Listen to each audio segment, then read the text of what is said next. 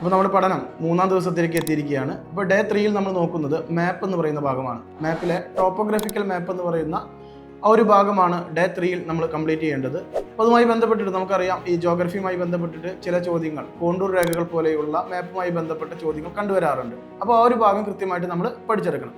അടുത്തതായി Russian revolution എന്ന് പറയുന്ന വിപ്ലവങ്ങളിൽ നിന്ന് റഷ്യൻ റവല്യൂഷൻ എന്ന് പറയുന്ന ഭാഗമാണ് നമ്മൾ നോക്കുന്നത്. ഫ്രഞ്ച് വിപ്ലവം ഓൾറെഡി നമ്മൾ കഴിഞ്ഞതാണ്. അതുപോലെ തന്നെ ഏറ്റവും ഇമ്പോർട്ടൻ്റ് ആയിട്ടുള്ള മറ്റൊരു വിപ്ലവമാണ് റഷ്യൻ വിപ്ലവം എന്ന് പറയുന്നത്. അപ്പോൾ ഡേ 3-യിൽ നമ്മൾ റഷ്യൻ വിപ്ലവം കൂടി ഒന്ന് കംപ്ലീറ്റ് ചെയ്യേണ്ടതുണ്ട്.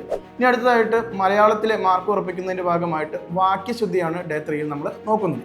പിന്നെ നമ്പർ സിസ്റ്റം, കഴിഞ്ഞ ദിവസത്തെ നമ്പർ സിസ്റ്റത്തിൻ്റെ ഭാഗം കൃത്യമായിട്ട് പഠിച്ച് കഴിഞ്ഞിട്ടുണ്ടാവില്ല എന്ന് വിചാരിക്കുന്നു. അപ്പോൾ അതുകൊണ്ട് തന്നെ നമ്പർ സിസ്റ്റം തന്നെയാണ് ഡേ 3-യിലും നമ്മൾ ഫോളോ ചെയ്യുന്നത്. അപ്പോൾ ഈ പറഞ്ഞ ടോപ്പിക്ക് കൃത്യമായിട്ട് എല്ലാവരും പഠിച്ചെടുക്കുക. ഇതിൻ്റെ റിസോഴ്സുമായിട്ട് നമുക്ക് മറ്റൊരു വീഡിയോ കാണാം.